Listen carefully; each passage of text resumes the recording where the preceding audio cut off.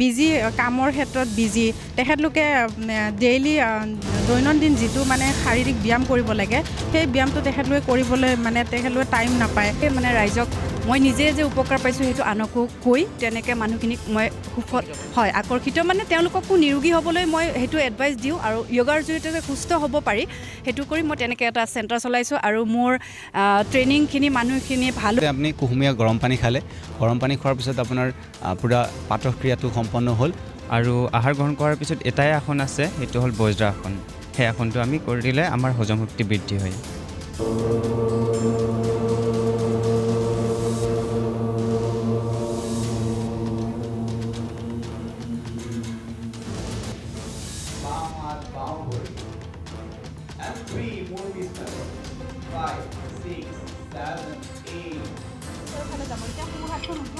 আমি এনেকৈ টুইষ্ট কৰিলোঁ আৰু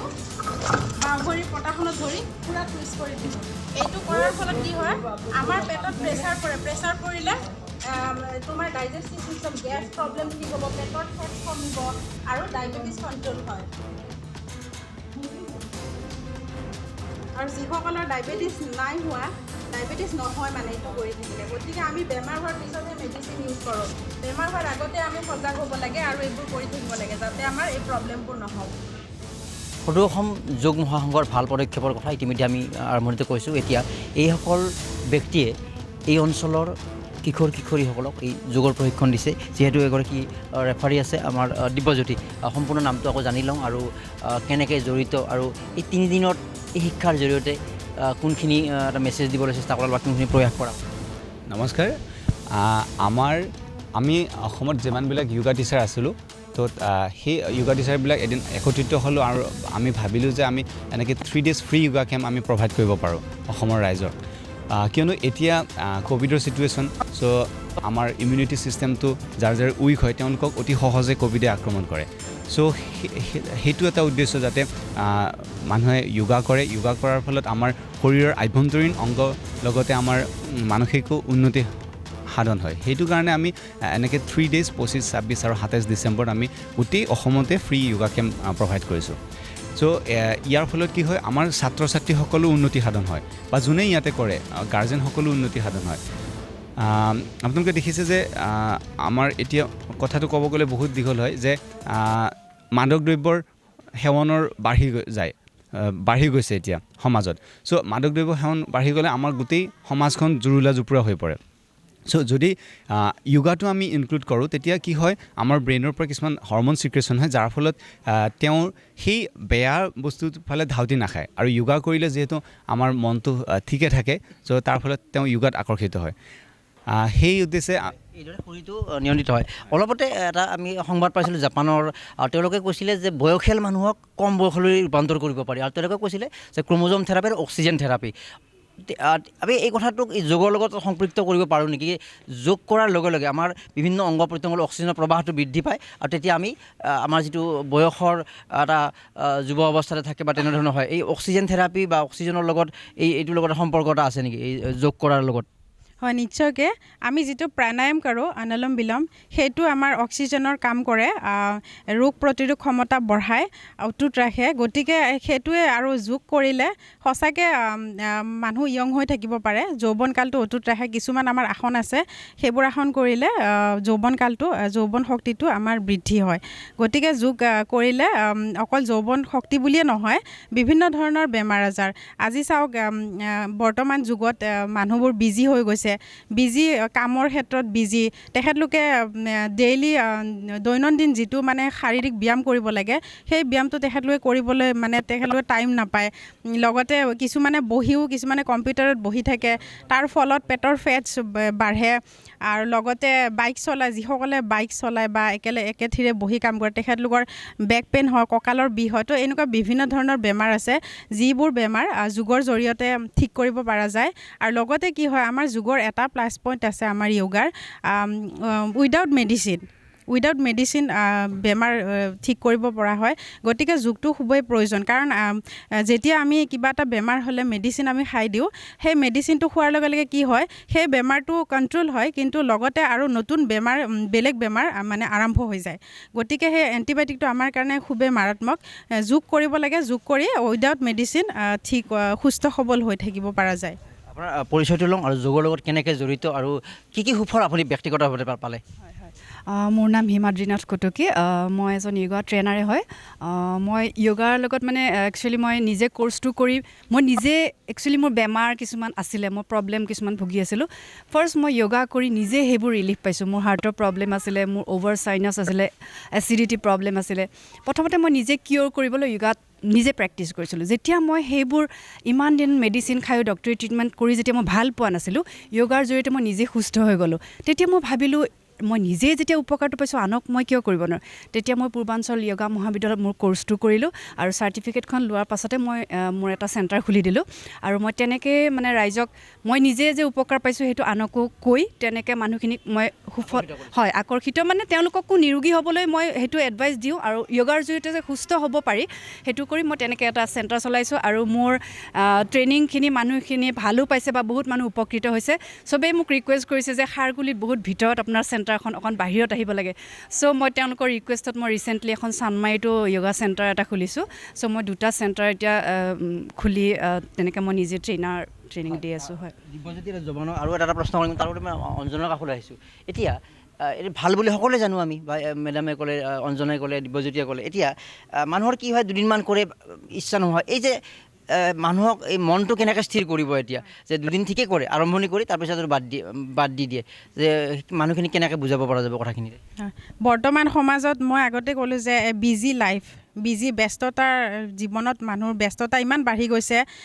কামৰ দায়িত্ব ইমান বাঢ়ি গৈছে মানুহৰ মাইণ্ডটো মানে সঠিকমতে তেখেতলোকে স্থিৰ কৰিব নোৱাৰে গতিকে সেইটো কাৰণে সেই স্থিৰতা কৰিবৰ কাৰণে আমাৰ কিছুমান মেডিটেশ্যন আছে সেই মেডিটেশ্যনবোৰ কৰিব লাগে প্ৰাণায়াম কৰিব লাগে তেতিয়া তেখেতৰ স্থিৰতাটো বাঢ়িব আৰু তেখেতে য়োগাৰ প্ৰতি আগ্ৰহী হ'ব জৱান কিমান সময় কৰিব লাগে কোন সময়ত কৰিব লাগে কেনেকৈ কৰিব লাগে আৰু খোৱা লোৱাৰো বহুত কথা আছে আমি এবাৰ কওঁতে কৈছিলা যে কৰাৰ ইমান মিনিটৰ খাদ্য খাব লাগে কৰি উঠাৰ ইমান মিনিট পিছত খাদ্য খাব লাগে এইখিনি কথাও যদি অকণমান চিম্পলি কৈ দিয়া যেতিয়া আমি মৰ্ণিং যোগা কৰিম তেতিয়া আমাৰ শৌচ পেচাব ক্লিয়াৰ কৰিব লাগে আৰু গৰম পানী খাব লাগে কুহুমীয়া গৰম পানী খাই আমি যোগাসন অভ্যাস কৰিব লাগে আৰু দুপৰীয়া সময়ত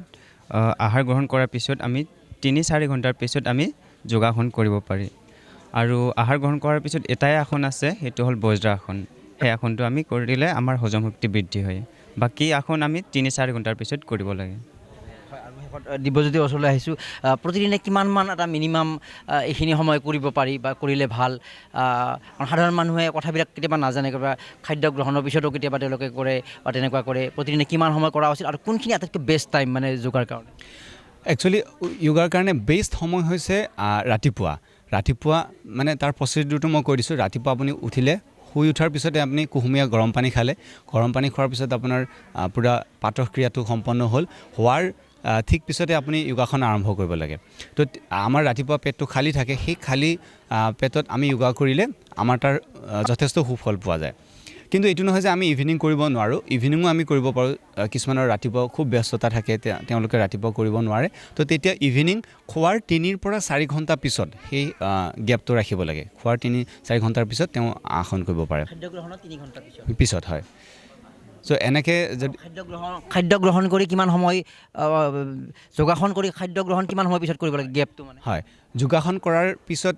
আধা ঘণ্টালৈ একো খাব নালাগে পানী হওক বা অন্য বস্তু হওক আধা ঘণ্টালৈ একো খাব নালাগে কিয়নো এই যোগাসন বা য়োগা কৰাৰ পিছত আমাৰ গোটেই শৰীৰত এটা মানে প্ৰচেছ এটা আৰম্ভ হয় তো আধা ঘণ্টাৰ পিছত আমি বাকী যাৱতীয় কাম কৰিব পাৰোঁ হয় অঞ্জনৰ কাষলৈ আহিছিলোঁ অলপতে দেখিছিলোঁ যে আপোনালোকে অসমৰ আন্তঃৰাষ্ট্ৰীয় শিল্পী জুবিন গাৰ্গক লৈ এটা যোগা চেম্পিয়নশ্বিপ কৰা হৈছিল আৰু তাৰ জৰিয়তে নিশ্চিতভাৱে যোগাক আৰু অধিক জনপ্ৰিয় কৰাৰ প্ৰয়াস কৰা হৈছিলে সেই অনুষ্ঠানটোৰ সফল কেনেকুৱা হ'ল আৰু কিমান মানুহ কেনেকৈ আকৰ্ষিত কৰা হ'ল আৰু এই যোগাক আৰু কেনেদৰে অধিক আৰু ৰাইজৰ মাজলৈ নিব পাৰি? হয়, আমি জুবিন দাৰ জন্মদিনৰ দিনা যোগৰ কম্পিটিশ্যন এটা পাতিছিলোঁ আৰু তাত আমি প্ৰায় 50তকৈ অধিক আমি পাৰ্টিচিপেট পাইছিলোঁ আৰু তাতেও আমি খুব ভাল যোগৰ মানে পাৰ্টিচিপেট পাইছোঁ, মানে ইমান ভাল কৰিব পাৰে। আমি খুবেই মানে সুখী হৈছোঁ যে তেখেতলোকে ইমানখিনি আগবাঢ়ি গৈছে যোগৰ ক্ষেত্ৰখনত। ইণ্টাৰনেশ্যনেল প্লেয়াৰো আহিছে আমাৰ সেই কম্পিটিশ্যনটোত, নেশ্যনেল প্লেয়াৰ আহিছে, ইণ্টাৰনেশ্যনেল প্লেয়াৰ আহিছে। তো আমি গৌৰৱ অনুভৱ কৰোঁ যে আমাৰ অসমৰ পৰাও যোগৰ ক্ষেত্ৰখনত ইমান আগবাঢ়ি গৈছে আৰু সেই অনুষ্ঠানটো আমি সম্পূৰ্ণভাৱে আমি ছাকচেছ হৈছোঁ। আৰু এতিয়া বৰ্তমান আমি যোগৰ জৰিয়তে আমাৰ এটাই উদ্দেশ্য, যোগৰ জৰিয়তে আমি এখন সুস্থ সমাজ গঢ়ি তোলাৰ উদ্দেশ্য আৰু প্ৰত্যেকজন ব্যক্তি শাৰীৰিক, মানসিক আৰু আধ্যাত্মিক দিশত আগুৱাই নিয়াটো। মানুহে এইটো উপলব্ধি কৰিছেনে ক্ৰমান্বয়ে যে এইটো ভাল, এতিয়া মানে কিমানমান শতাংশ মানুহ এই আয়ত্তলৈ আহিছে? এতিয়া শতাংশ বুলি নহয়, যোনে ধৰক এই লাইনটোত আহিছে তেওঁলোকে ডেফিনেটলি কিবা এটা উপকাৰ পাইছে আৰু সেইটো কাৰণে য়োগা এতিয়া কিমানখিনি মূল্য মানুহে নিজেই দিছে। এতিয়াতো বহুত স্কুল, কলেজ বা কিছুমান চৰকাৰী বেচৰকাৰী হেৰিটো আমাৰ কেম্পবিলাক বহায় য়োগাৰ জৰিয়তে, আৰু যোনে য়োগা কৰি আছে তেওঁ নিশ্চয় বেনিফিট পায় আৰু তেওঁ যোনে সোমাইছে সি আৰু ওলাই নাযায়। সেইটোৱে কথা। আপুনি অলপ আগতে কৈছিলে যে 2 দিন শিকি ওলাই যায়, সেইটো মানে অস্থিৰ মন। কেইদিনমান আহে, আপুনি কণ্টিনিউ নিজেও কৰক, 2 মাহ 3 মাহ আপুনি কণ্টিনিউ কৰক, বডিটো কিবা এটা যেন পাইছে সেইটো ফিল কৰিব আৰু সেইটো আপুনি নিজৰ লাইফষ্টাইলৰ লগত য়োগাটো আপুনি মিলাই ল'ব পাৰিব। মন্তব্য, যিহেতু আমি যোগাৰ জনপ্ৰিয়কৰণ বা সকলো সংবাদ মাধ্যমৰ দায়িত্ব আছে, লগতে আমি বিভিন্ন এৱাৰ্ড ফাংচন দেখা পাওঁ। এতিয়া যোগাক যদি আৰু অধিক জনপ্ৰিয় কৰিব লাগিলে যিসকলে যোগা শিকায় তেওঁলোকৰ প্ৰতি কৃতজ্ঞতা, যদি এটা যোগাক লৈ এটা এৱাৰ্ড ফাংচন, যোগাক লৈ এটা স্পেচিয়েল অনুষ্ঠান, চৰকাৰী পৃষ্ঠপোষকতা, এইখিনিও নিশ্চয় গুৰুত্বপূৰ্ণ বিষয় এই ক্ষেত্ৰত। হয়, আমাৰ উদ্দেশ্যটো, আমাৰ এই সদৌ অসম যোগ মহাসংঘ সংগঠনটো আমাৰ একত্ৰিত হোৱা উদ্দেশ্যটোৱে এইটো যে আমাৰ যোগৰ জৰিয়তে ইতিমধ্যে আমি মেমৰেণ্ডাম দিছোঁ পীযুষ হাজৰিকা ডাঙৰীয়া, আৰু তেখেতলোকক আমি দাবী জনাইছোঁ যে আমাৰ যিমানখিনি চাৰ্টিফাইড য়োগা ট্ৰেইনাৰ আছে তেখেতলোকক সংস্থাপন দিয়ক, আৰু যিখিনি স্কুল আছে, কলেজ আছে, মেডিকেল আছে, জেল আছে, তেনেকৈ বিভিন্ন ঠাইত সংস্থাপন দিয়ক আৰু যোগৰ জৰিয়তে সকলোৰে মানে শাৰীৰিক, মানসিক, আধ্যাত্মিক দিশত আগবঢ়াই নিয়ক। Welcome to Anandaram Borua Academy, Degree College, Patsala, Borpeta, Assam, affiliated to Boruland University.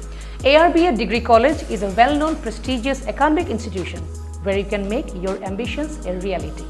With a range of undergraduate BA, BSc and postgraduate MA, MSc courses in physics, chemistry, botany, zoology, English, Assamese education and political science. Admission is going on. To know more about the courses and admission procedure, please visit our website www.arba.in or call us on 94351 23646 and 6000163376 and 99540 39329 and 9954770328.